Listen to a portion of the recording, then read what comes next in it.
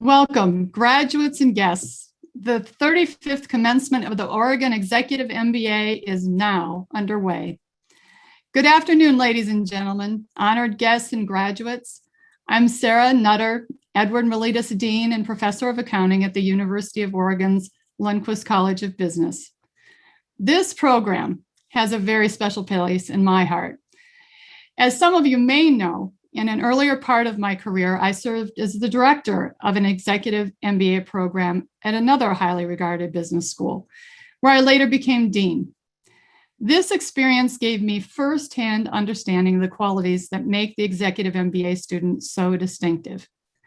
Honestly, you're my favorites, but don't tell anyone. Okay. Likewise, the members of the program's 35th graduating class are also special to me. It was a pleasure getting to know this group when I taught the Accounting Finance Bridge course. You were also wonderful to teach because you possess two traits that I really hold in high regard: grit and perseverance. And I will say there's not a group I walk away from that I haven't learned something from. Now, in this case, what a year. All the things that I typically say to graduates of this program is true about you, but multiple times over, thanks to this very unusual 18 months. Even before you entered the program, you were already juggling many responsibilities that came with established careers and personal lives. You took on a very rigorous academic program, and then you got to experience a once-in-a-life experience, hopefully, a pandemic that was thrust upon us, making so many areas of your lives more challenging. But you kept going. You persevered. Like all the students who came before you, you have forged close bonds, and I can see it here in the chat. But your achievement is especially an impressive one because nearly 3/4 of your experience has been virtual. Despite these challenges, the members of the class of 35 adapted to the new situation with grace and even found some silver linings. Your class was the first to benefit from having Michael Martin-Tellis serve as your team coach for both years in the program. You are also one of the first two cohorts to take advantage of Amanda Fontenot's extensive career coaching. This experience is a unique benefit that we are thrilled to now be able to provide to all students. In this way, and so many others, earning this degree is about how much more than simply putting 3 new letters after your last name is. It's about challenging yourself and growing. Your cohort has shown a thirst for knowledge even when Zoom fatigue made the going a little difficult. Nearly half of you chose to take more than the required electives, even if that meant sitting through yet one more Zoom session. Even when the pandemic transformed your much anticipated global trip to Europe into a virtual trip that globe hopped all over the world, quite a few of you chose to participate, and even more of you dropped into sample parts of that virtual experience. So I would like to congratulate each one of you on your Oregon Executive MBA journey. Each of you have a high level of professional experience when you came into this program. You pursued your degree at a time in your life when you were already busy, as you all know, with flourishing careers and family lives, and especially so in the pandemic. During your time in the program, you discovered new abilities, overcame challenges, and forged meaningful connections with your peers, with faculty members, and with the program's alumni network, now more than 1,200 strong. I personally salute you. The drive, ambition, and sheer hard work that have gotten all of you here today. I cheer to the discoveries you have made along the way, and I really look forward to seeing everything you will accomplish in the months and years to come. With these few opening remarks, I really want to turn it over to one of you. I'd like to turn the stage over to Kyle Kazmarek, who will introduce our speaker for today. Kazmarek, get that name right. Thank you, Dean. For you, Kyle. Thank you. Welcome, Dean Nutter, esteemed faculty, family, friends, and especially, most of all, the University of Oregon Executive MBA graduating class of 2021. I am honored to have the opportunity to introduce our keynote speaker for today's momentous occasion. When I think of one of my favorite quotes by one of my favorite poets, Maya Angelou, this individual comes to mind. Miss Angelou once said, "I have learned that people will forget what you said. People will forget what you did, but people will never forget how you made them feel." She was right. Diana Lee Inosanto is one of those rare individuals who has the power to move you so deeply that you'll never forget how she made you feel when you are in her presence. A pioneer, activist, and an artist in her field, Diana possesses all the qualities of resilience, fortitude, humility, kindness, empathy, compassion, and more. I first met Diana at an introduction over her critically acclaimed humanitarian film, The Sensei. The film, which takes place in 1980, tells the story of a gay teenager bullied in a rural town during the height of the AIDS epidemic.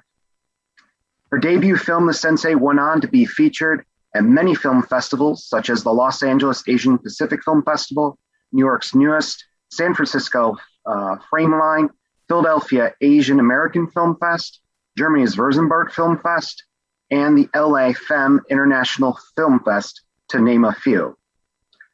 At the time, I was a young executive at a large independent film distribution company. While viewing The Sensei, I recognized Diana's talent on many levels, and I knew her name was one we would hear more of in the future. I was right. Among her many Hollywood credits, Diana has most recently co-starred in Disney's Star Wars: The Mandalorian. Soon after meeting Diana, I had the honor of introducing her at the Sensei's release party, where I got to know her husband, Ron Balicki, on a more personal level. It was at that time I learned that Diana was martial arts royalty, with her father being world-renowned martial artist Dan Inosanto and her late godfather being none other than Bruce Lee. I also recognized what a talented actress, writer, and director she was, blazing the trail for people who deserve to have their voices heard, most especially minorities and women in Hollywood. I knew right then and there I wanted to be like Diana when I grow up. As the star, writer, and director of The Sensei, Diana has been the recipient of numerous accolades, including the 2011 American Courage Award in Washington, D.C., which was presented by the Asian American Justice Center for her bravery and dedication to the cause of civil rights. That same year, she also became the first woman ever to receive the Maverick Award by the Action on Film International Film Festival. In October 2016, Diana was invited to the White House to publicly campaign and create awareness for the passage of the Congressional Gold Medal Bill for Filipino World War II veterans. Furthermore, Diana has graced the cover of numerous martial arts publications, including Black Belt Magazine, for which she was named Woman of the Year. Diana's fierce commitment to the studies of martial arts allowed her to attain knowledges and ranks in such disciplines as Jeet Kune Do, Jun Fan, Kali, Western boxing, Muay Thai, Indonesian Silat, French Savate, shoot wrestling, European swordplay, and wushu, just to name a few.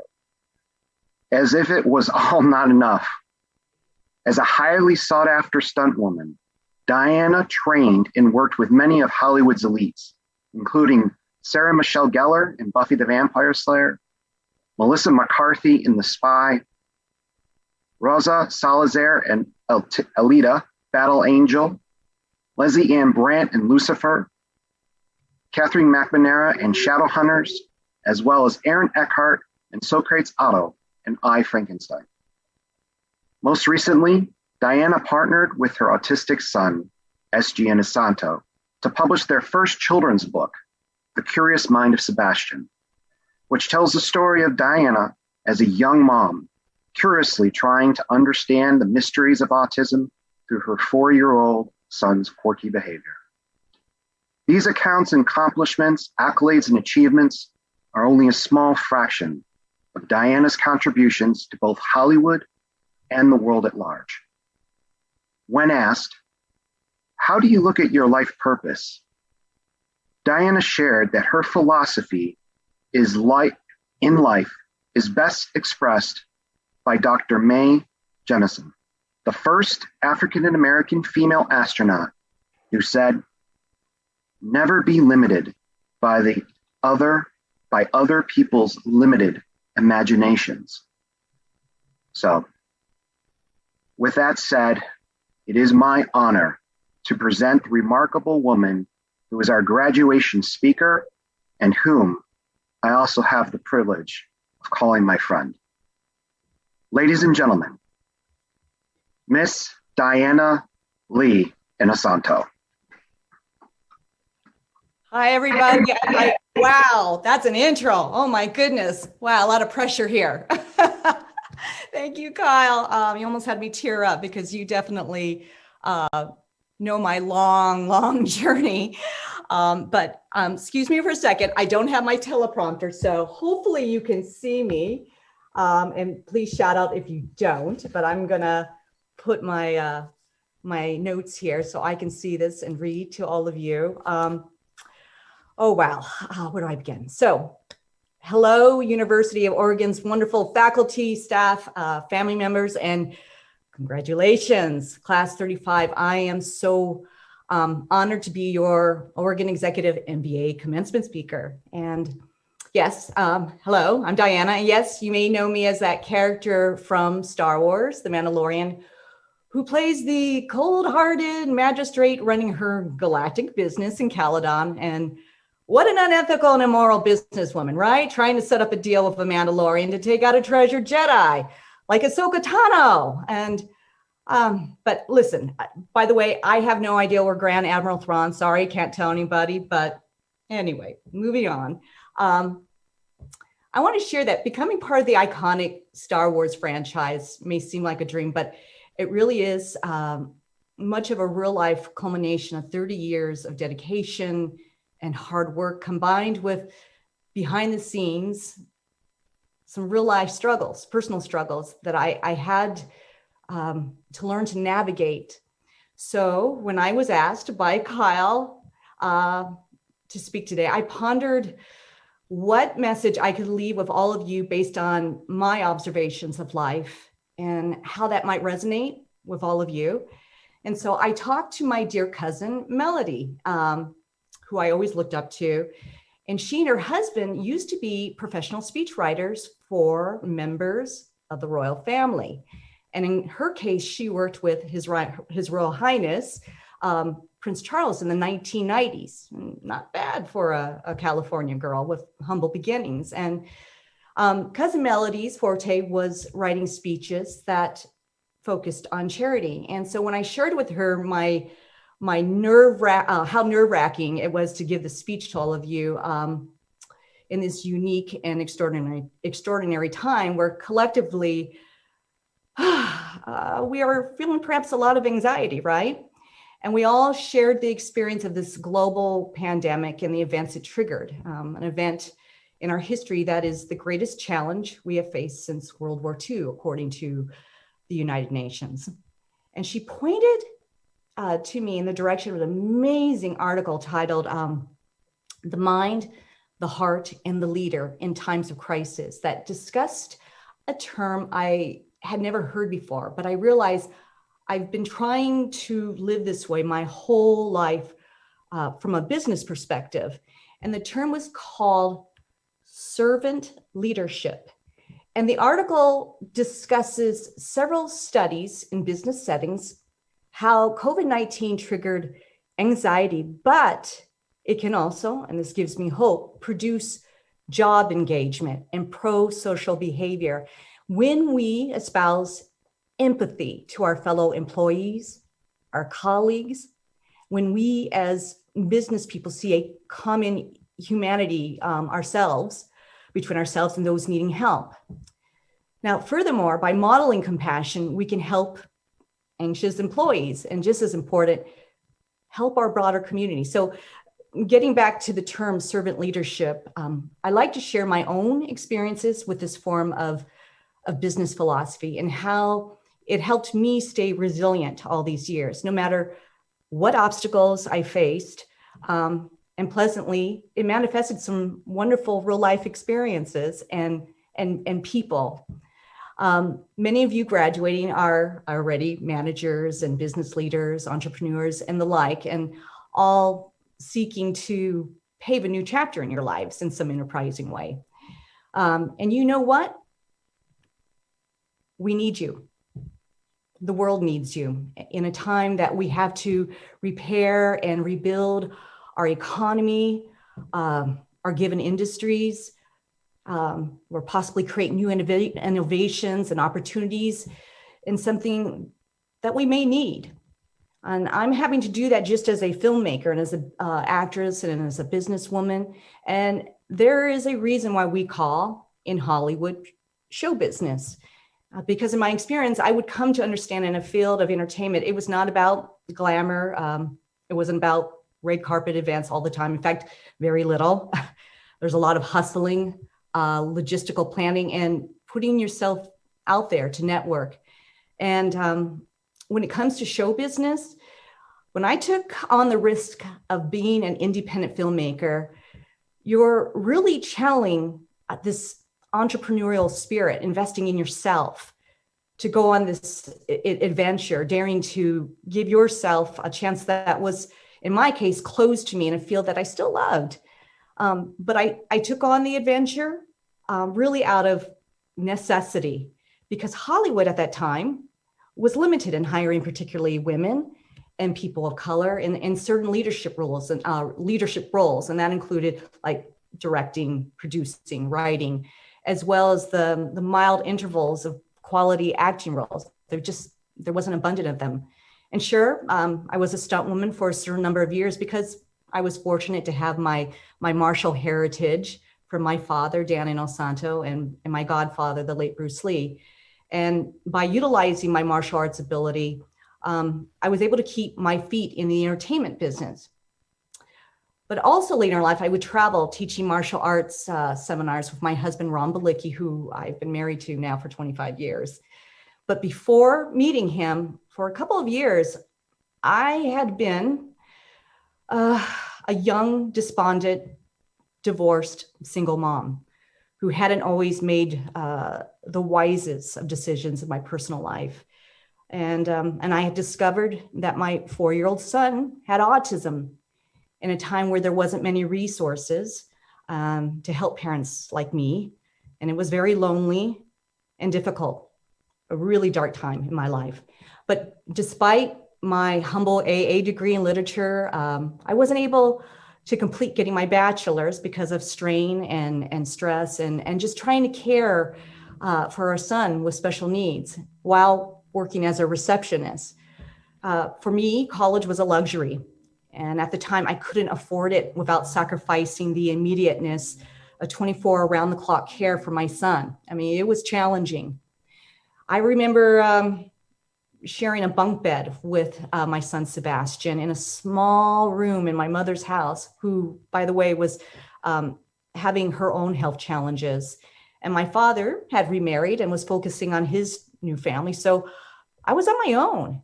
But I remembered my godfather, Uncle Bruce, and he had 3 amazing quotes. And he would say these all the time to my dad, all the time. And one of them was, 1, absorb what is useful. 2, empty your cup. And 3, express yourself honestly as a human being. So absorbing what is useful. First, I had to seek out counseling, and I started to read both self-help books and business books. And I felt if I couldn't officially finish my education, I could at least absorb what is useful and buy a library of books that might give me the wisdom to carry on and have a game plan in life. So later, I had the opportunity to be a stunt woman in Hollywood, which was not what I originally sought out to do.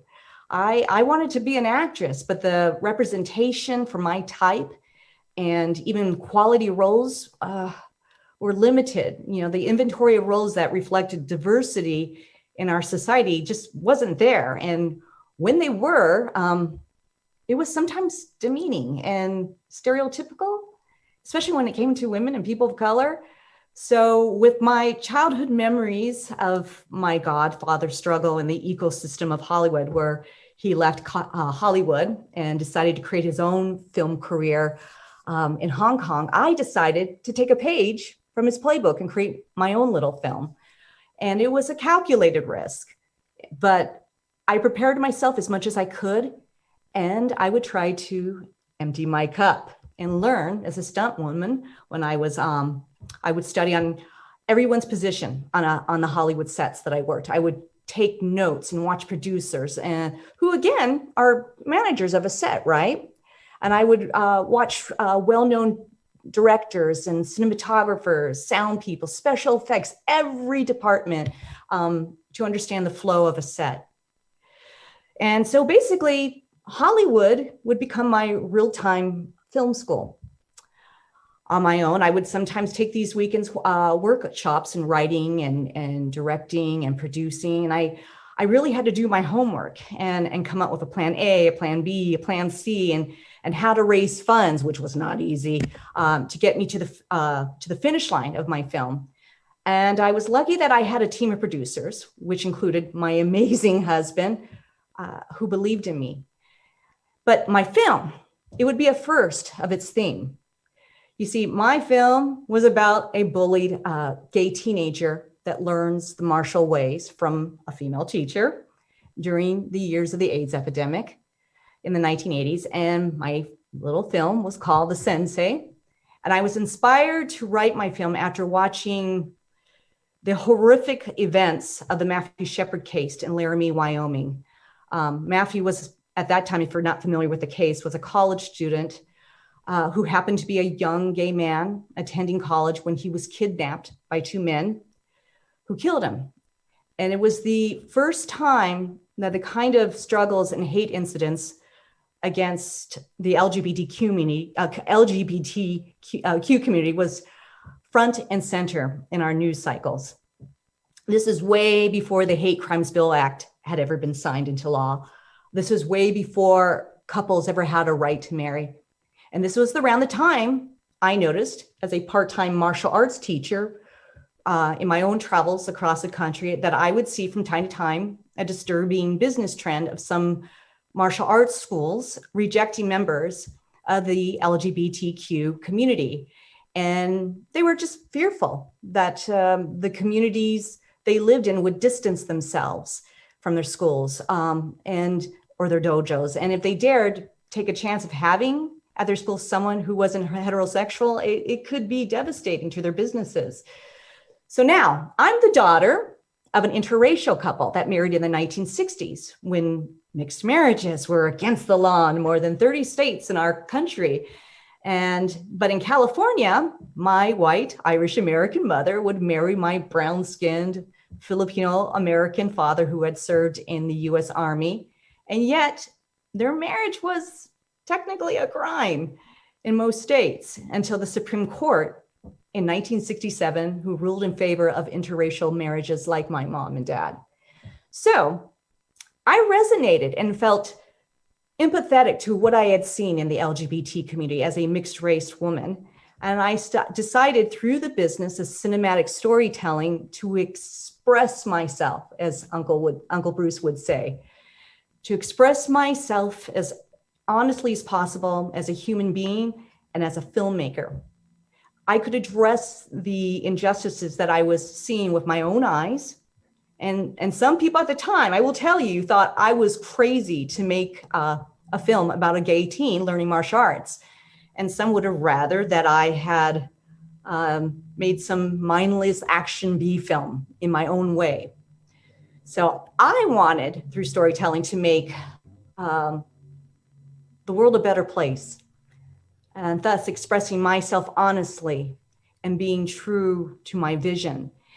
And I'm so glad that I took this risk, because had I not, I would have never manifested the wonderful opportunities in my life. I would have never met the magnificent people who themselves are demonstrators of servant leadership.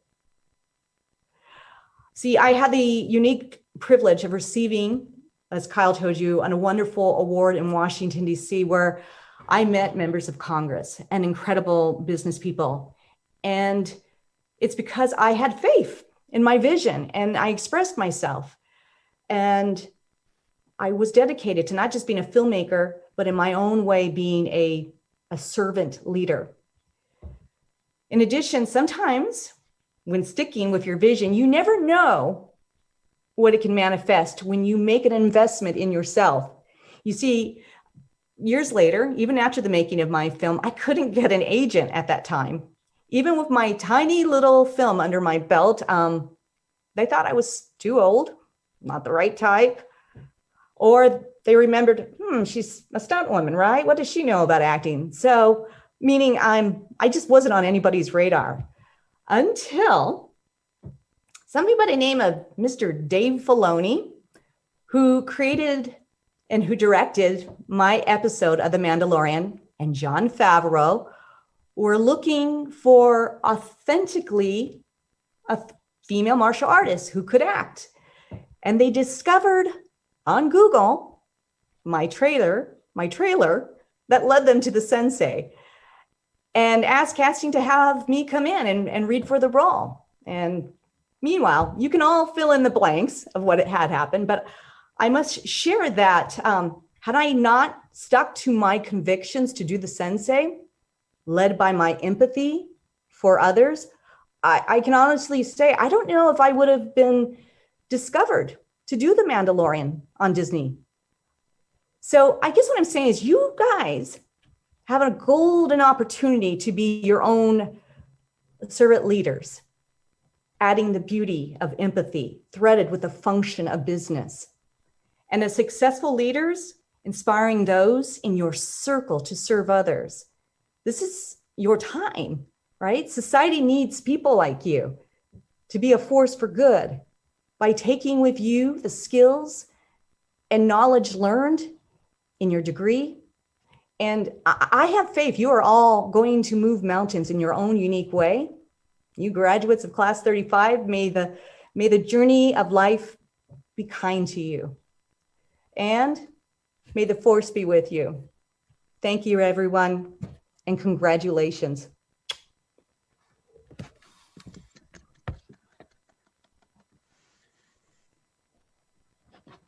Oh my goodness. Well, good afternoon, everyone. My name is Rachel Todd, and I am the director of the Oregon Executive MBA. And on behalf of Class 35, I would like to thank Ms. Inosanto for speaking at today's event. My goodness, your journey and your insights are truly an inspiration to us all.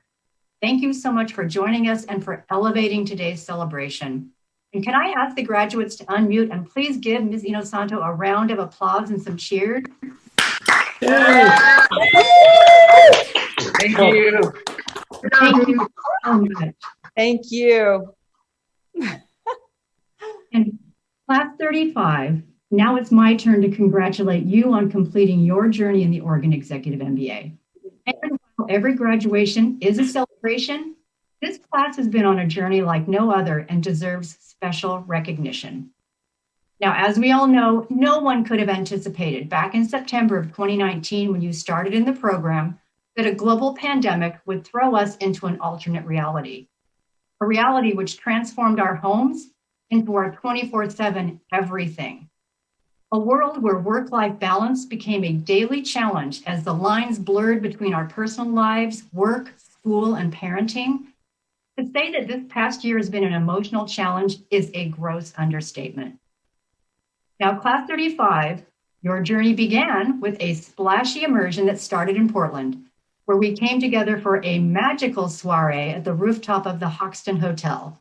And I have very fond memories of that evening and the connections that we made just hanging out.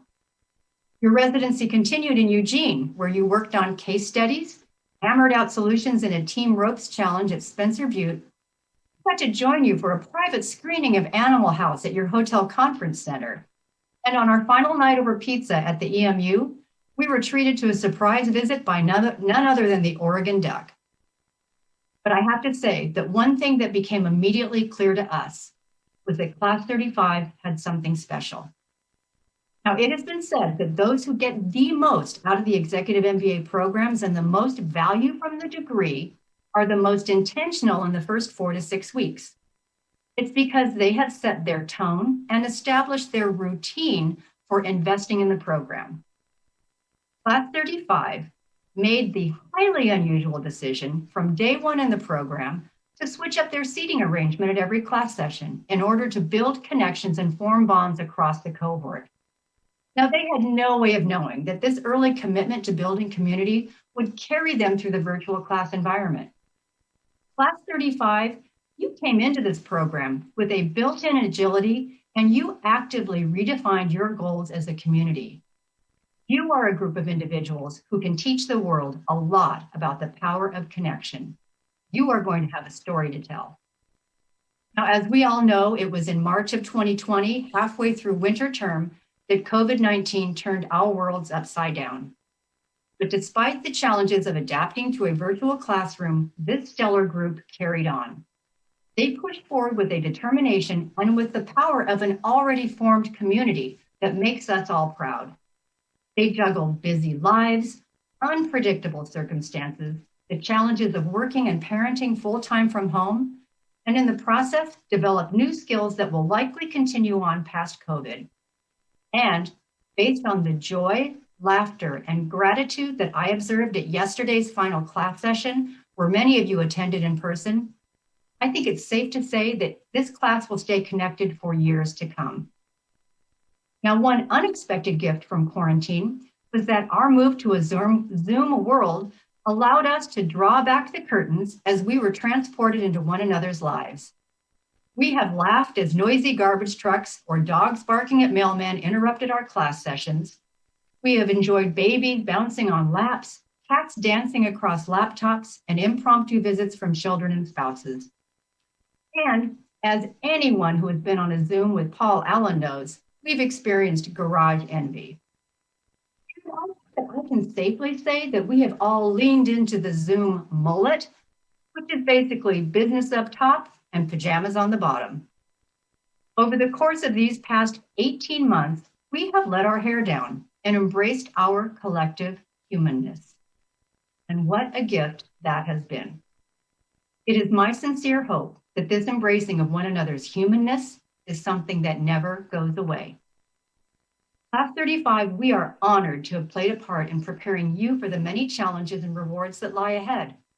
We hope that we have instilled in you a desire to make a difference and to inspire others to do the same. And while this year presented its share of challenges, I wanted to highlight some of the standout moments from the past 20 months. Now, in February of this year, we launched Ducks Disrupt 2.0, the Silver Linings Pitch Book, facilitated virtually by our very own Andrew Nelson.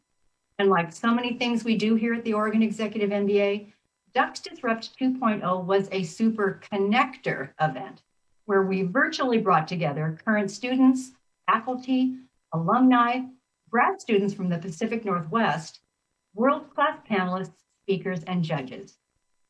This year's event was positioned as a way for our community to solve problems brought on by COVID-19, to form teams around ideas, conduct research, and pitch solutions. We are so proud of the caliber of this event and the excellence that Andrew Nelson brought to the experience. Another standout moment was for a third year, we worked with esteemed faculty member and innovator Mohan Nair to administer the Vijaya Nair Transformation Award. 5 members of Class 35 submitted excellent proposals for this service-oriented entrepreneurship recognition. Marilyn Kuhn received this year's award with her proposal for a consultancy committed to nonprofit excellence. Now, due to travel restrictions, Class 35 did not get to visit Europe for their global experience. But as Dean Nutter mentioned earlier, we discovered that a virtual global experience allowed us to globe hop in a way we could have never achieved in person. This year, our participants, in 3 days, traveled to Hong Kong for a panel discussion with expats, zoomed over to Mumbai, India, for a conversation with senior executives at Ugam, a global analytics company. Students attended an immersive wayfinding leadership experience set in Auckland, New Zealand, where they learned leadership skills taken from traditional Waka navigators. The global experience ended with an Air Canada strategy challenge based in Toronto, Canada, followed by a taste of Lima, Peru, with a ceviche and pisco sour cooking class. Now, Deb Bauer, Amanda Fontenot, and Carrie Brunson did an outstanding job curating experiences from around the world for our students. I also want to mention that Class 35, with everything that was going on in the world, you finished this year with impressive capstones that wrapped up 20 months of learning into an amazing business idea. Hats off to all of you for that. I also want to mention that it was nearly a year ago that we witnessed the death of George Floyd, which started a movement and a worldwide social uprising. And under the leadership of Executive Director Ellen Schmidt-Devlin, University of Oregon Portland Programs launched the Diversity, Equity, Inclusion, and Belonging Town Hall, which many of you are members of. This group includes faculty, staff, students, and alumni. It is a group of committed individuals dedicated to turning our collective empathy into action. And by diving into the long-standing inequities that exist, we are working to build a brighter future for generations to come. And we realize there is still so much more work to be done, but we look ahead together with hope. I also want to applaud the many Oregon Executive MBA Alumni Board events launched this year, such as Third Thursday Connections, which is a monthly virtual networking opportunity.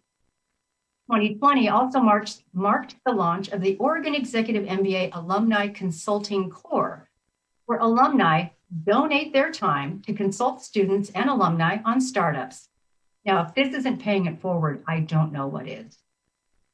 And finally, I need to highlight that while working and attending a rigorous executive MBA program, at least 18 Class 35 students experienced promotions or job changes.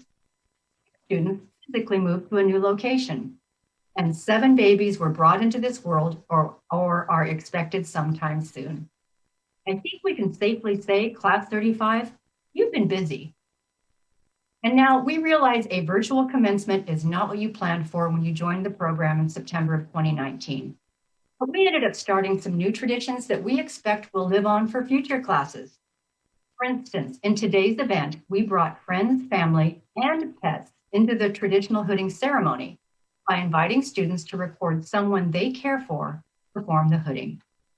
And this year, borrowing from the sports product management team, we expanded our student commencement speakers from 1 to 3. We wanted more of you in today's celebration. And speaking of celebrations, we look forward to being able to celebrate with you in person at a truly splendid event scheduled for September. Class 35, I want to thank you for making me part of your Oregon journey.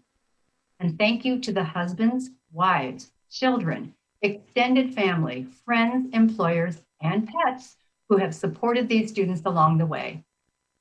And there are others with us today who have also shared so much of the journey with this year's graduates, the program's faculty and staff.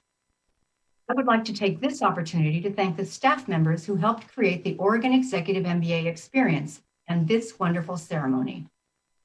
Kit Alderdice, Paul Allen, Carrie Brunson, Amanda Fontenot, Brock Foret, Sandy Kingsley, Jenny Leander, Katrina Loganimote, Michael Martin Tellis. And I want to give a special shout out to David Nedbornick, our behind the scenes technology expert who has made us all look good. I also wish to thank Ellen Schmidt-Devlin, Wendy Sierra, Amelia Straub, Susan Bang, and Ashley Walker. Thank you all for your dedication to the program. We also have many faculty members in attendance today. Deb Bauer, who teaches financial analysis, led the virtual global experience this year and serves as the program's academic director.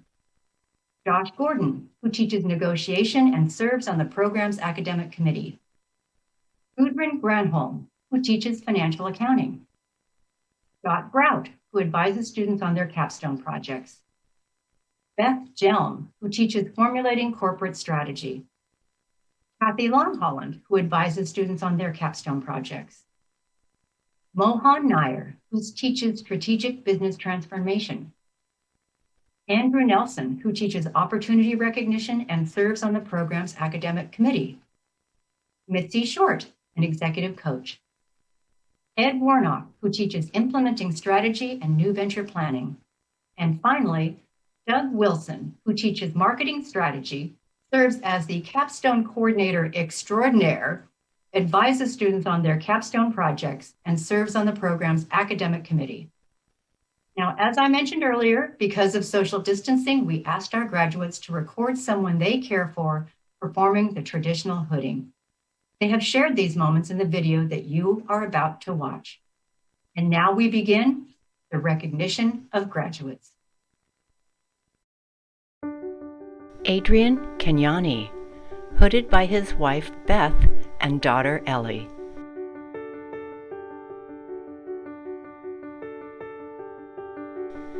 Amanda C. Palkey, hooded by her daughter Jordan and her son Ryan.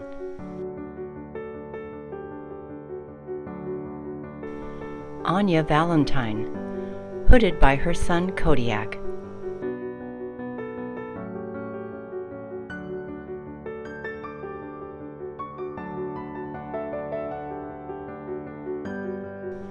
Becky Weathern, hooded by her nephew Carson Harris.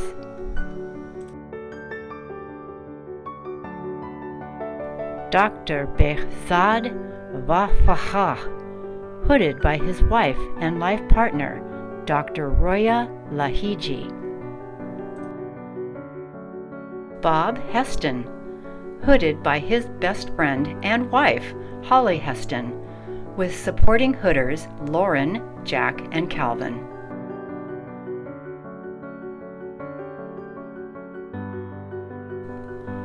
Brandy Jean Burks Cavello, hooded by her mom Sylvia Burks and her spouse Abe Cavello.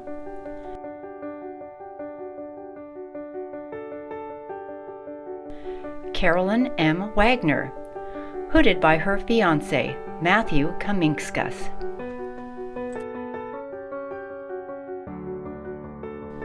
Christy Usha, hooded by her husband Lakshmana Rao.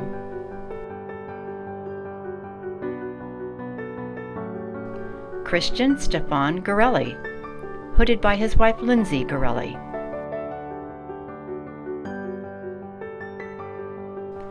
Dr. Dirk Musig, hooded by his spouse Christine Musig.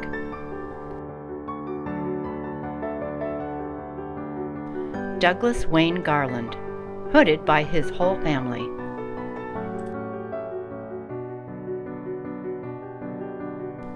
Dwayne Andrew Castrion, hooded by his wife Heather Castrion. Emily Marie Katrakis Sloan, hooded by her spouse Michael Sloan.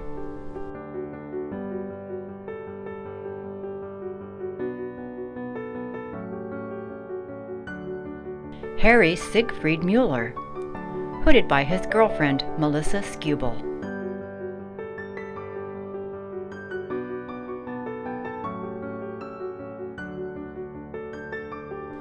Jennifer Lynn Burke, hooded by her husband Harrison Burke and daughter Penny Burke.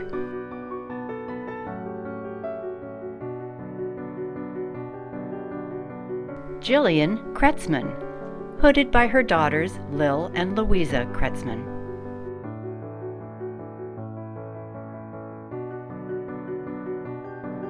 Jose Antonio Pereschica, hooded by his daughters Zoe and Valerie Pereschica. Joseph Matthias Perkins, hooded by his father Andrew Perkins.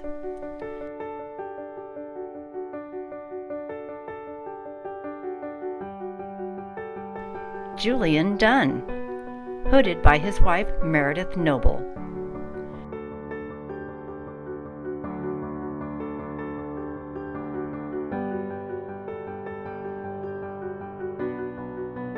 Kara LaDuke Zucker, hooded by her spouse Brody Zucker.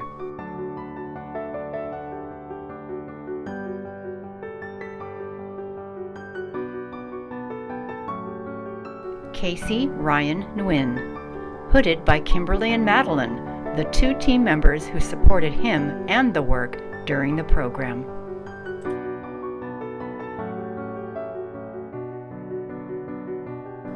Catherine Lynn Gallagher, hooded by her partner Donovan Salzarulo.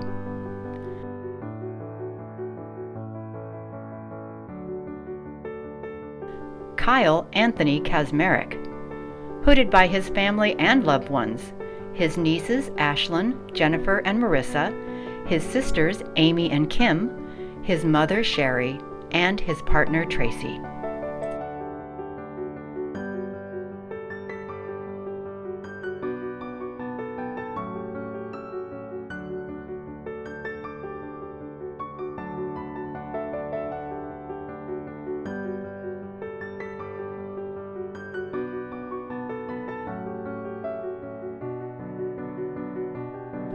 Marilyn A. Kuhn, hooded by her daughter Charlotte Anderson.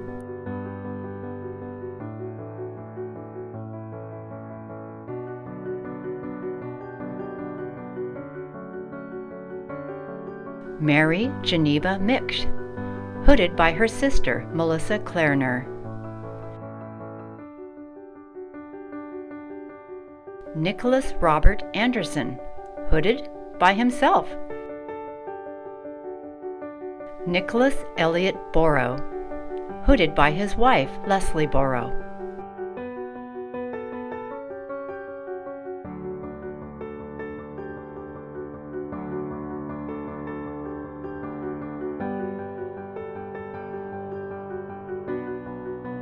Nicholas Amory Frank, hooded by his wife Amber Frank with the assistance of his daughter Mila Frank.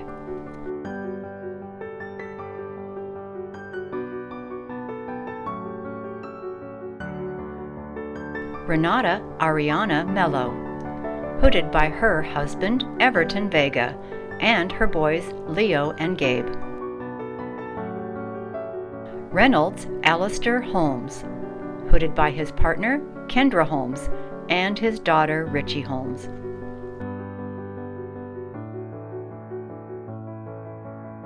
Rob Lesnowski, hooded by his wife Katie Lesnowski.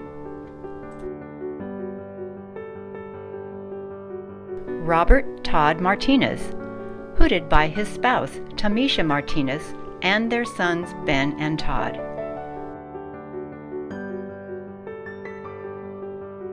Ryan Joseph Coleman, hooded by his wife Caitlin Coleman.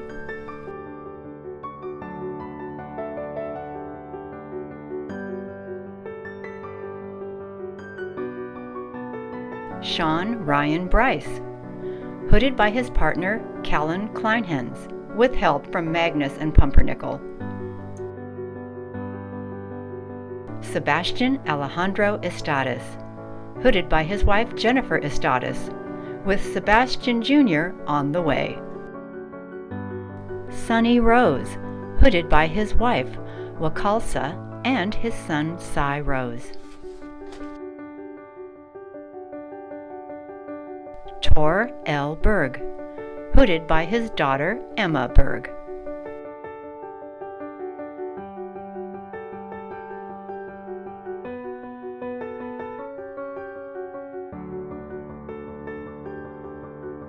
Tyler Adam Voorhees, hooded by his better half, Marissa Oyavar.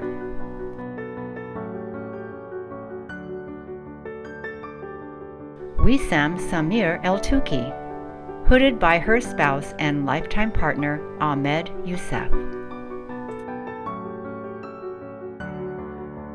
William R. Katranos, hooded by his spouse and best friend, Lauren Maxim.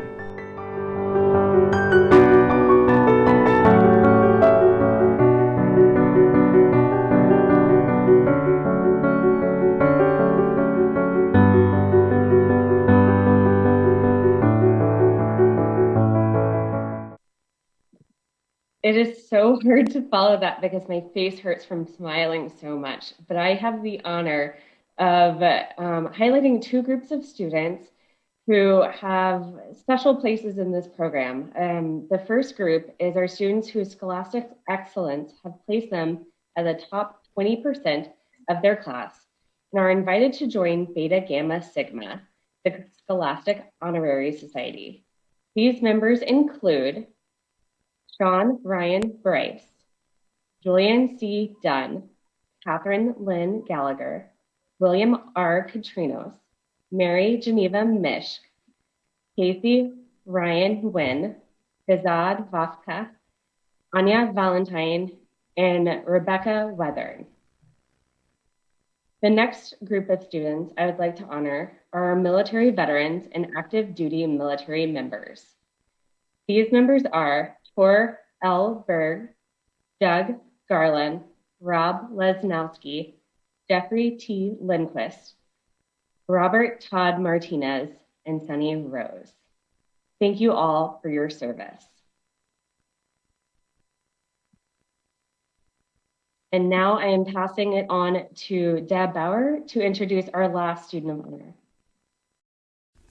My name is Deb Bauer, and I'm the Academic Director for the Oregon Executive MBA, and I also have the pleasure of teaching in the program.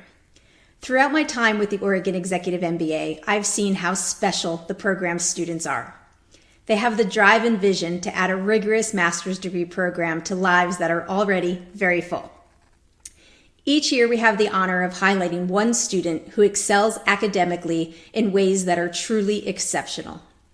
Today, it is my pleasure and honor to announce that Bezad Vafaka is the valedictorian of the Oregon Executive MBA's 35th graduating class. Even among his high-achieving peers, Bezad has stood out for consistently executing his work to the very highest standards. Comments from fellow students about what it's been like to have him as a classmate and teammate included the following. As a teammate, Bezad consistently encouraged and pushed our team to deliver our best work. I truly appreciated having the opportunity to work closely with him for both the high standards he brought to our team and his desire to help others succeed. Bezad is always concerned with the well-being of others. A meeting with him never starts without him checking in with everyone. Bezad's genuine warmth, keen intellect, and plethora of ideas make collaborating with him a joy. And lastly, Bezad is always willing to jump in and help a friend. Thank you, Bezad, for bringing your distinctive blend of dedication, collaboration, and academic accomplishment to your time at the Oregon Executive MBA. And congratulations on this well-deserved award. Bezad will now present the Giuliana Sowash Excellence in Teaching Awards to our outstanding faculty members. Thank you, Deb. So good afternoon, everyone. I'm delighted and honored to be with you today. I would like to thank my caring and talented cohort, Class 35, for making my experience unique here at University of Oregon. I would also like to thank faculty, program directors, staff, coaches for their dedicated support throughout the Executive MBA program. I would like to thank my encouraging and inspiring capstone advisor, Scott Grove, and my lovely family in helping me patiently to achieve this honor.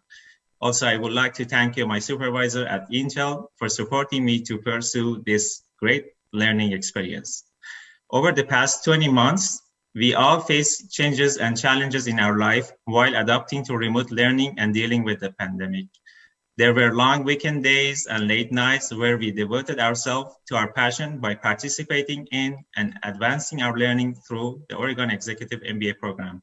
We all worked very hard to succeed. It was a great journey with all of you and one that provided me with much joy. Now it's time to celebrate with our families and friends what we have accomplished. We made sacrifices to reach our dreams. I'm so proud of all of us. Congratulations, Class 35s. We have graduated, but Class 35s will continue the journey of success. I will miss seeing all of you.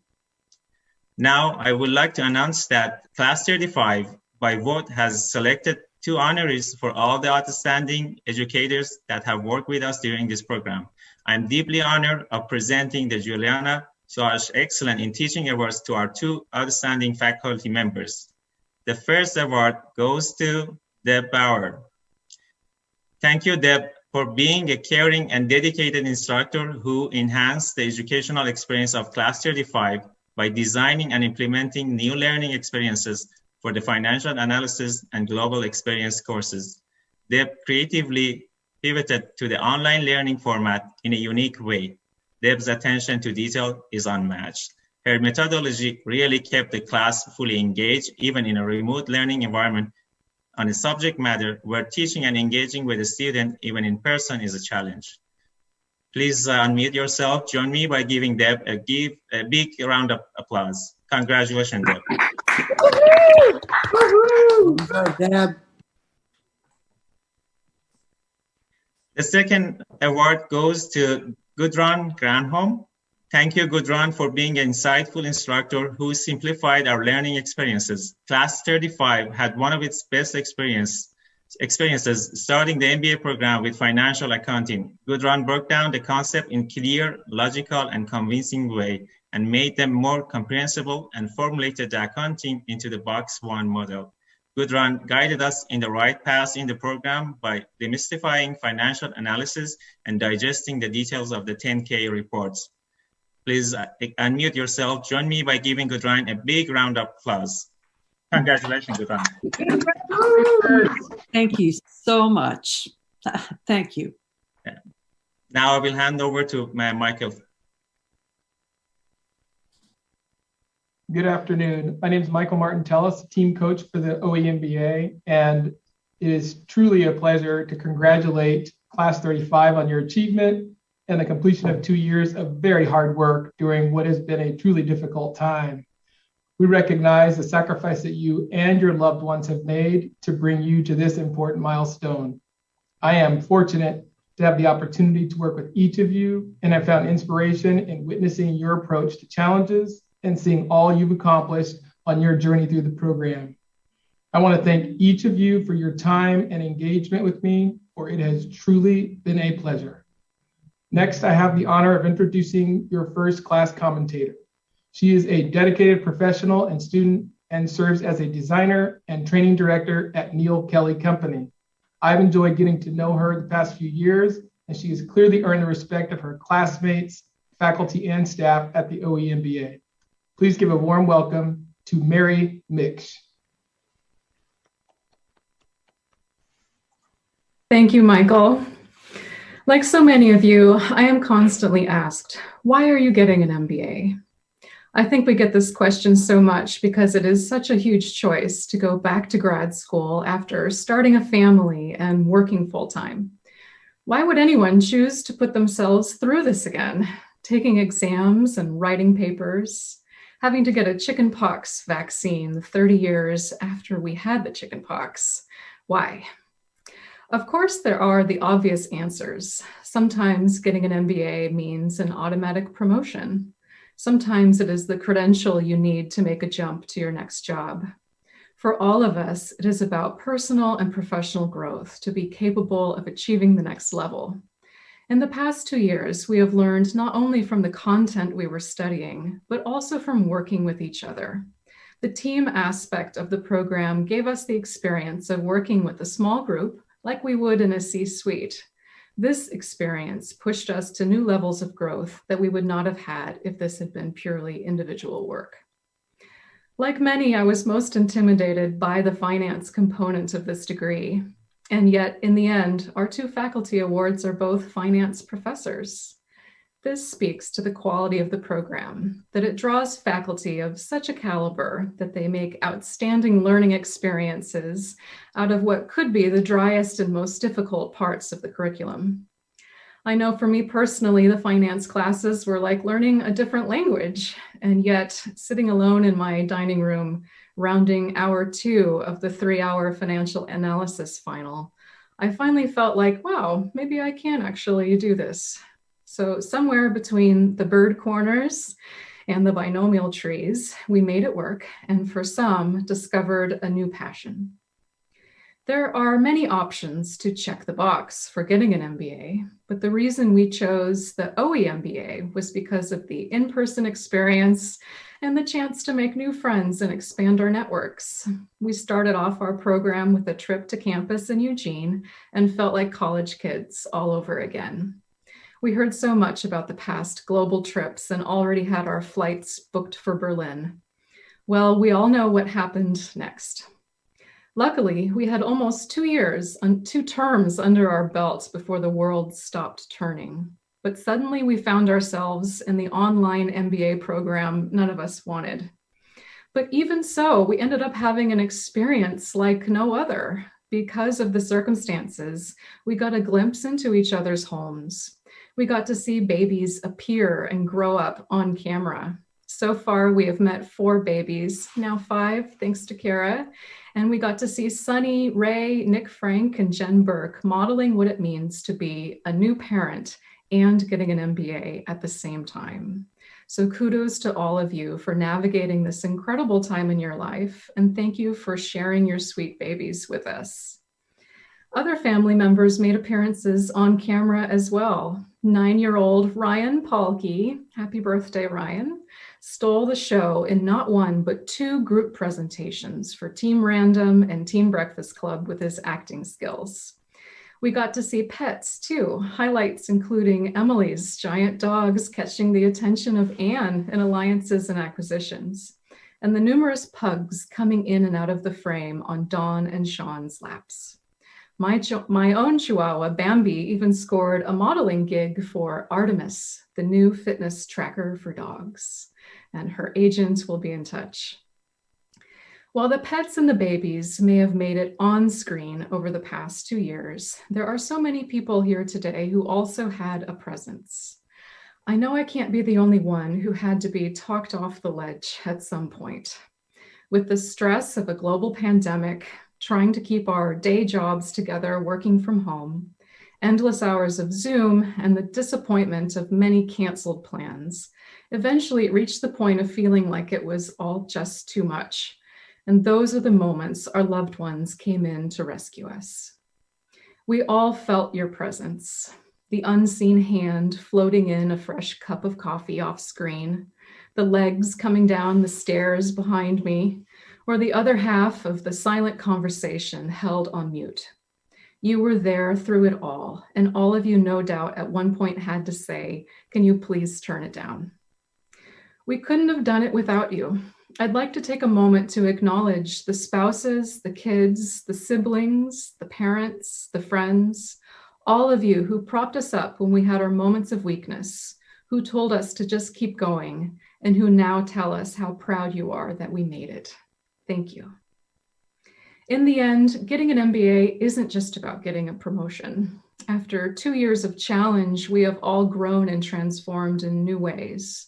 The global pandemic has spurred innovation in ways no one could have expected, and we are no exception. Look at what we accomplished.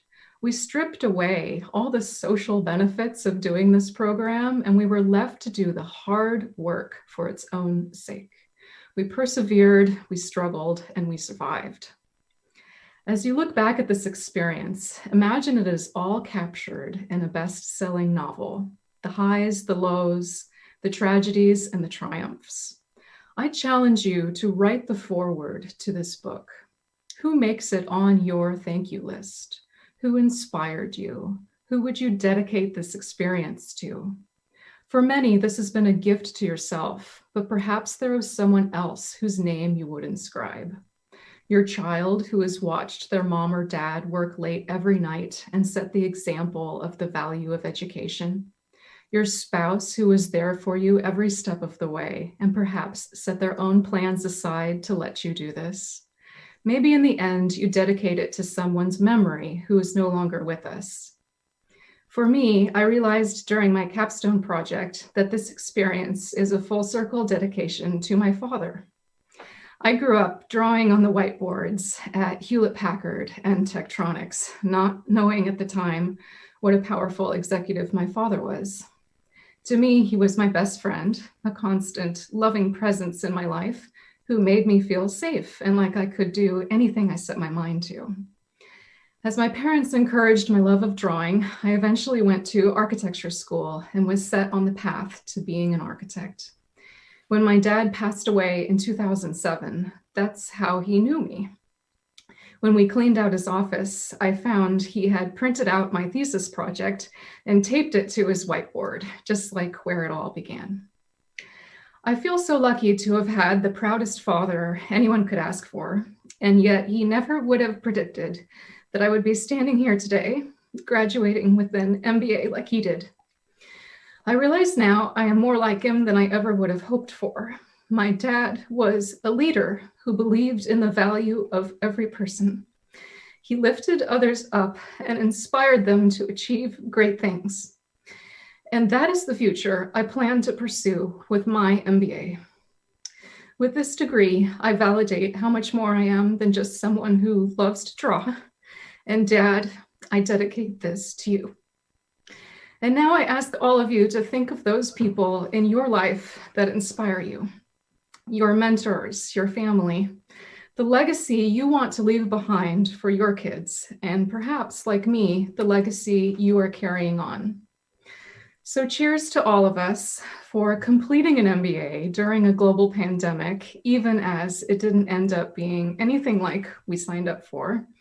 Cheers to our families and friends who have supported us along the way. And cheers to those who were in our laps the whole time and logged enough credit hours to earn honorary degrees of their own, like Bambi. Thank you.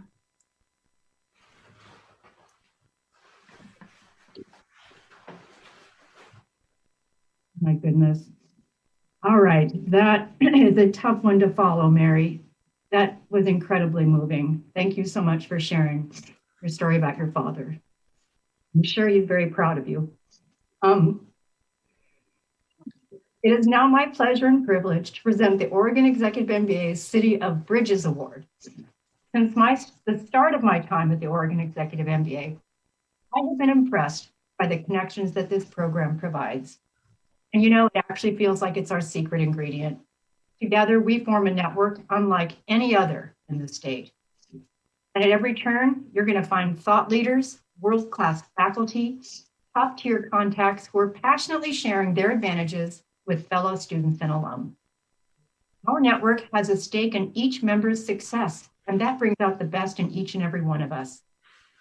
We created the City of Bridges Award to honor those among us who make these connections. Bridge builders who help our community grow. I am pleased to announce that this year's City of Bridges honoree is Professor Ed Warnock. Ed is our longest standing instructor in the Oregon Executive MBA. He began teaching in 1994 and has been a valued instructor for 27 cohorts, classes 9 through 35, and is still going strong. Ed's first course in the Oregon Executive MBA was called Managing the Future. And in 2003, Implementing Strategy was added to his lineup, which he still teaches to this day. In 2009, Managing the Future underwent a redesign and became what is now called New Venture Planning. This course is truly where academics intersect with the real world.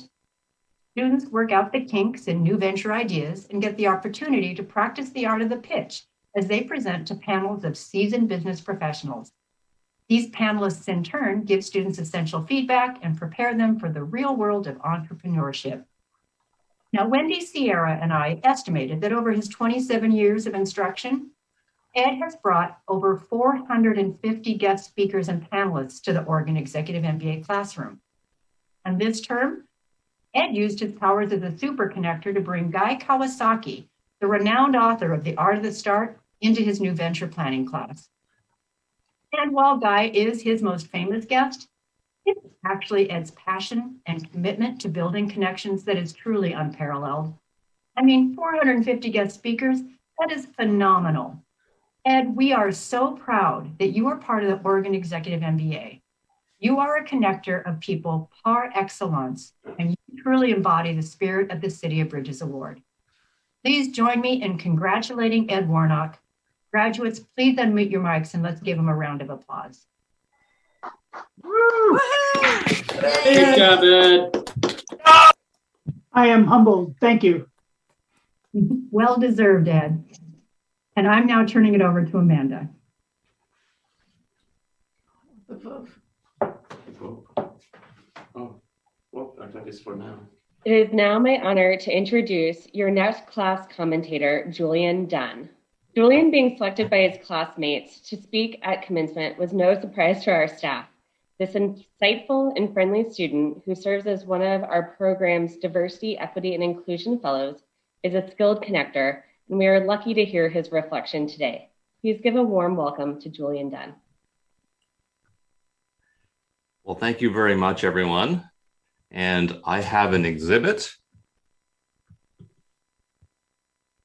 So you do realize that by electing me commencement speaker, that you all have to suffer through one more slide deck written in R.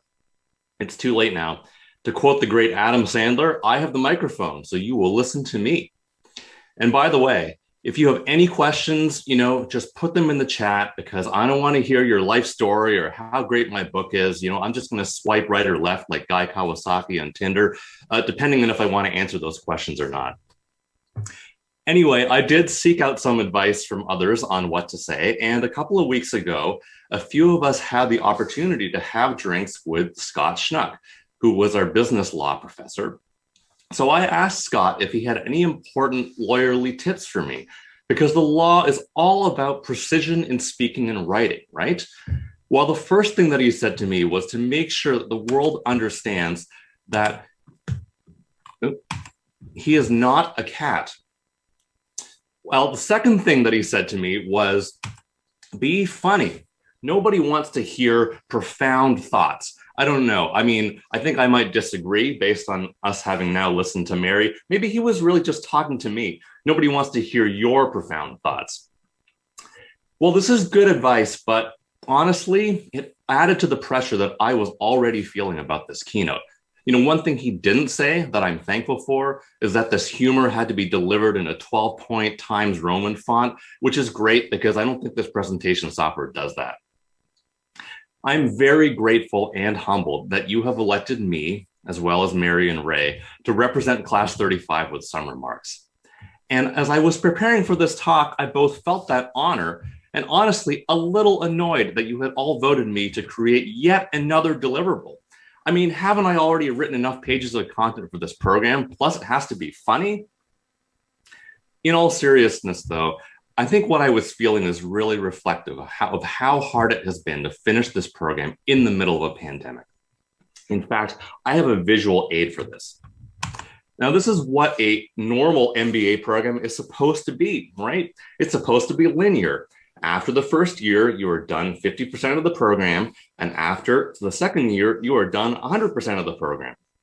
Now, I understand that apparently, to quote a certain instructor, anything that's not linear and involves calculus or a complex rate of change is something we were supposed to have learned in high school 20 or 30 years ago. So maybe this explains why, as I felt like time has crawled through the second half of this program, we were not prepared, which makes the fact that we are here on this day, the point at which this curve has actually intersected the 100% point, that much sweeter. Even if that journey looked something like this, where we kind of had to limp over the finish line, right? And we just had to gun it at the last minute.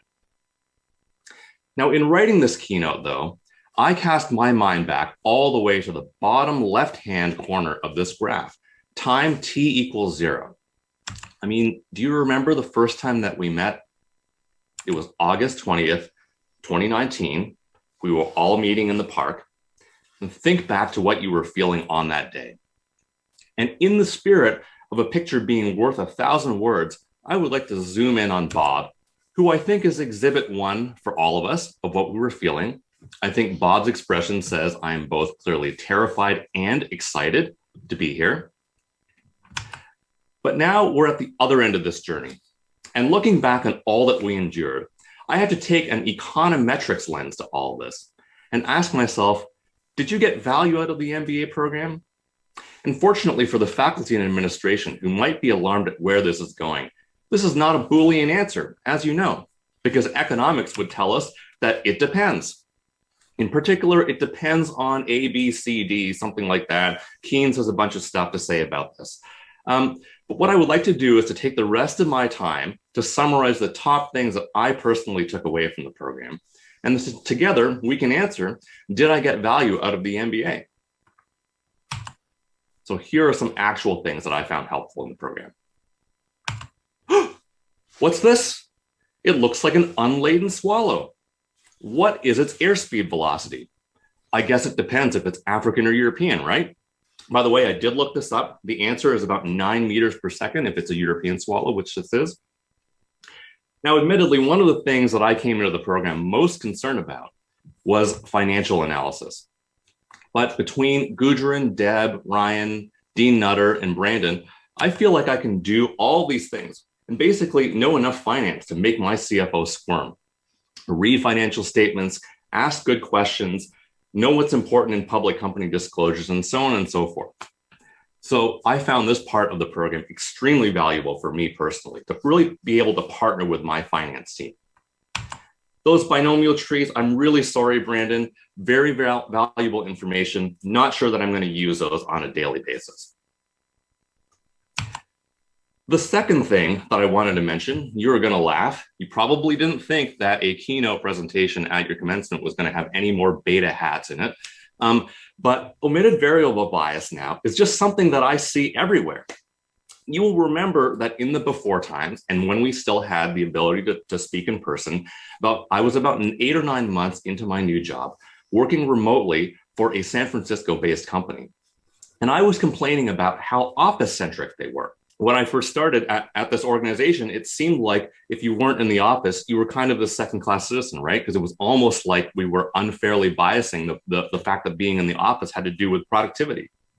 So could it be that maybe beta 1 is actually biased upwards? Maybe we loaded onto this productivity. Maybe the fact that folks are actually commuting into the office actually decreases productivity.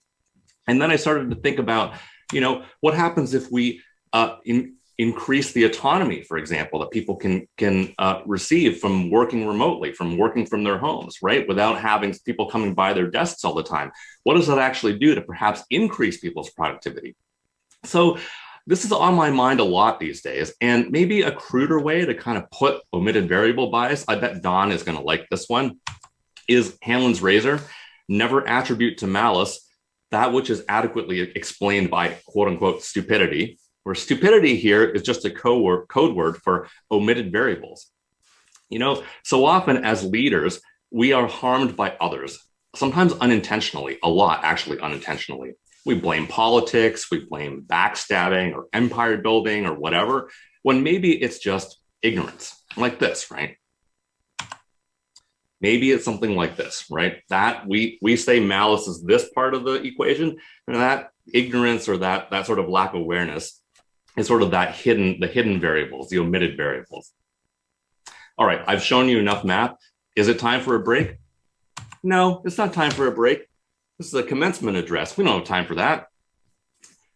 In the end, we really just have to laugh. Whether it is that you're getting therapy in front of a class from a marketing professor, or you're pushing through an MBA in the middle of a pandemic and kind of questioning your life choices, it helps to have a sense of humor. So Scott is right. It really is about the people. I like to think about Paul Allen as our principal casting director. And I think that he cast this crew pretty well, even though in Act 2, the plot and the location and everything else about the production completely changed. Almost nobody walked off the set, which I think is a win, right? So in conclusion, did you get value out of the MBA program? Econometrics at 4 p.m. on June the 6th. Well, it depends on X, Y, Z, A. Were the people great? For me, unequivocally, yes. Did the instructors curate great content, even if their delivery was sometimes a little bit unusual? Yes, absolutely. Did I learn the tactical skills that I wanted to out of this program? Absolutely, yes. And well, was there a once in a lifetime pandemic that impacted the whole program experience? Unfortunately, yes. But you know, I was thinking about this, and it's our job as business leaders to be resilient and to lead our teams through thick and thin and to lead them forward no matter what, even in the face of adversity, once in a lifetime adversity even. So just one parting thought. In my undergrad, I remember graduation day and standing in front of all the folks in my undergraduate cohort and thinking, I'm probably, unfortunately, not going to keep in touch with these folks. And it's kind of true. 20 years later, there's one person in that group that I keep in touch with.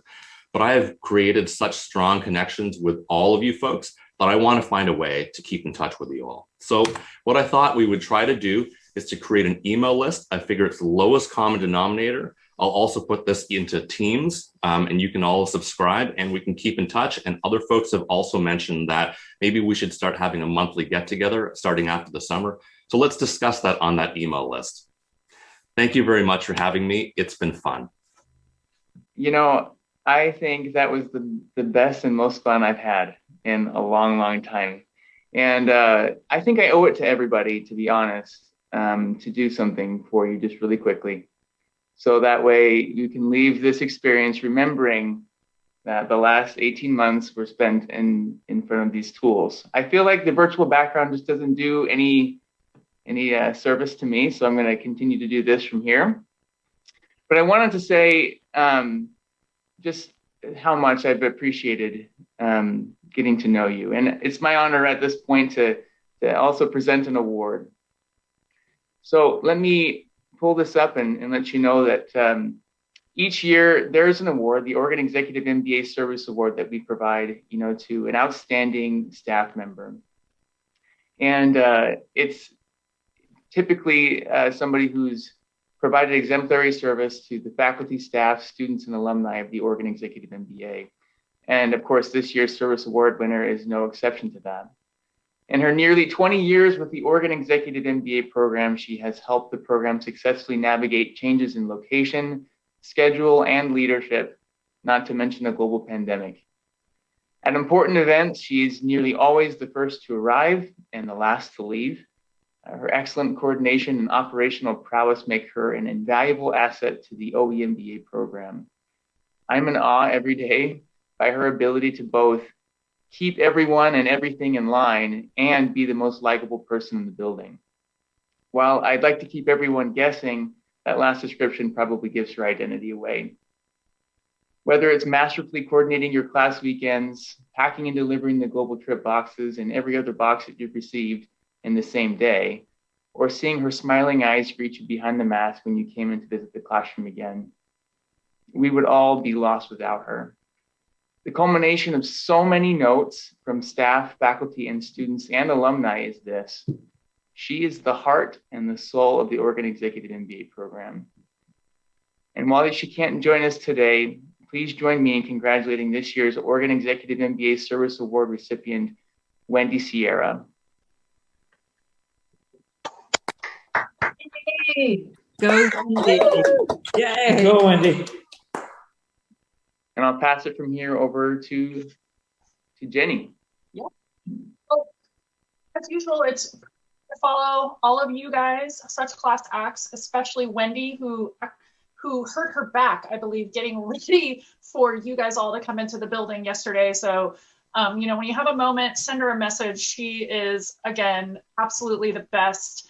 So wonderful to follow her. Mary and Julian, I cried and I laughed. I can't think of anything better in a commencement speech from you two, which means that I have the pleasure, you know, last but not least, the guy who really needs no introduction, but representing the X-Men and whales of class 35, it's my pleasure to introduce Reynolds Alistair Holmes, affectionately known as Ray, to cap off our student speakers. Let's go, Ray. Bring it home. Thank you, Jenny. I've been told through a myriad of text messages that my cameo in the earlier procession wasn't acceptable. So I'm going to take 3 seconds here to smile for the camera for my family and then get going. So there we go. Thank you, admin and faculty, the professors, University of Oregon, and especially my classmates of Class 35. I want to thank my chosen family as well, who's out there watching, who I couldn't have done this without, and then my family, mom, dad, my 2 brothers, Popo, going looking down from above, and then last but not least, the rock and pebble of my line, Kendra, my wife, and Richie, my daughter. So first, I was kind of amazed that they let me take this mic unattended. It was probably a little bit uncomfortable for Rachel and the staff to make that risk, but I've been told that as long as I only swear tastefully, they'll still give me my diploma.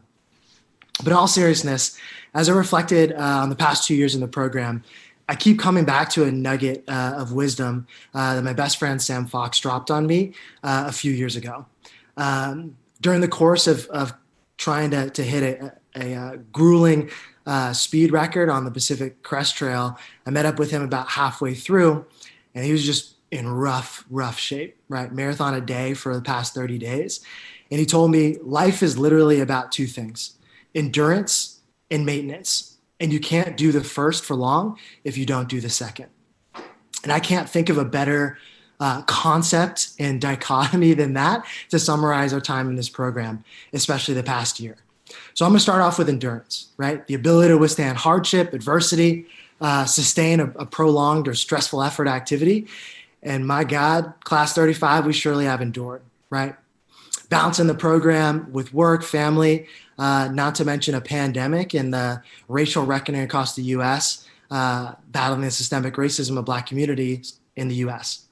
Stomaching that hard switch from a virtual learning environment, and the great team switcheroo of 2020. Shout out Class 34 for that nugget for us too. We endured every Glenn Waddell class, including one that I think some of the cohort chose as an elective this past term. We endured finding our Disney destinies and all the interesting that with. Our capstone roller coasters, right? Pregnancies, births, babies, disruptions, new dogs, family changes. And through it all, we made it, right? Textbook endurance like the champions we are. And then we get to maintenance, which is just keeping up with that state, right? The mending, the repair so we can defend against failure. And as a group of successful professionals, I think we pride ourselves on the ability to endure and struggle through the pressure. But the ability to take a pause and do the things to care for ourselves over the long term was tested this past year. I think many of us picked up the obvious maintenance strategies over the course of the pandemic, found a new hobby, got a dog, bought a fancy piece of equipment, shout out to the Peloton fam, picked up walking, running, hiking, cooking, yoga. But yesterday, and it changed us up a little bit, but yesterday, it reminded me of the single biggest maintenance provider for me during this program, which was my classmates. The bonds we built and the community our cohort developed is a life force for how I endured this program. The cohort, especially my team, shout out to the X-Men and the Whales, was my outlet for frustration, exhaustion, and celebration in the support structure that got me through the program. I had a moment mid-year or mid-program where I seriously debated dropping out because of all the pressure that was going on. And the power to be able to talk with a group of folks and to laugh through that pain, right? The enjoyment of those team chats, the enjoyment of the Zoom chats and that lively debate and the jokes, right? We even have the chat going right now, the dry humor from Nicholas Anderson. All that stuff is the things that kept it together during the program. The co-conspirators amongst of the program, right? Packed in the weeks of assignments and splitting up the work and getting each other's backs. All of that was a function of you, the community, right? We were there for each other during the hardest of times and the happiest times in our life in the program. And I'm extremely, extremely grateful for the impact that you all have made in my life. And just like Julian, I hope that we continue to be in each other's lives now and beyond. And I also hope that I've made a positive impact in yours through all the jokes, the humor, and maybe the stress that I've caused as well. So I asked Class 35, much like Julian, to stay connected with each other. The best part of this program was always the people, and it's a community that we built that will keep us enduring and maintaining for the rest of our careers and beyond. I feel really, really grateful for the connections that we've made and the crew that we built, and I think it'll last a lifetime, and I'm immensely grateful for that. And in true Ray Holmes fashion, give me 10 minutes and I'll knock it out in 6. So I know that I'm the only thing standing between you and your post-MBA lives, or post-MBA lives. So I'll wrap this up with a cheers to having 15 more hours in your week away from school Zooms and back onto work Zooms. So class 35, we effing did it. And I think Richie is here to join me in a cheers to the rest of the group. Before I pass it back to Dean Nutter. So I know that most of us got a drink in our hands. And so cheers. Cheers to class 35. We made it. And with that, I thank you all. Love you guys. And I'll pass it back to Dean Nutter.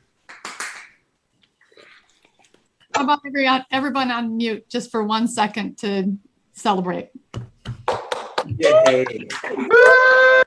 Yay. Congratulations.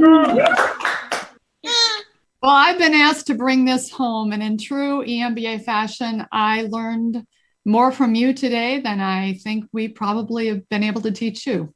And so thank you for sharing your wisdom. For Diana, what an amazing sharing, the notion of being a servant leader and the empathy that we need to bring forward, not just now, but into the future. Mary, really seriously, I almost made it through without crying, and then you got to me. But I think this notion that we need to really focus on the people that inspire us, but you need to know that now you have a chance to inspire others. And your very actions day after day will do that.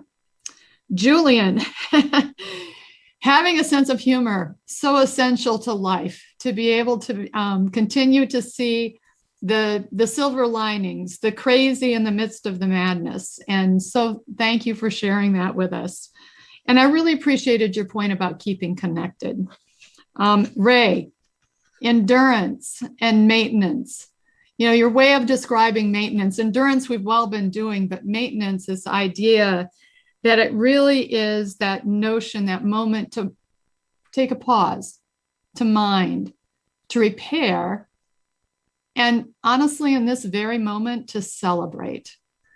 This moment is a moment that is a mountain you thought you weren't going to be able to climb at some moments in your journey, and you did it. And, you know, to stay connected, I think the one thing we can take away from the world we live in, it doesn't mean that we just have to be present in the same place at the same time. There's many ways to stay connected. And so to just close, let me remind you that the word commencement doesn't mean end. It means beginning. So as you move forward, you are launching yet one more great adventure. You're graduating from a great university. You've had amazing faculty. Along with that, the education you received, there's a responsibility. And so many of the speakers talked of that.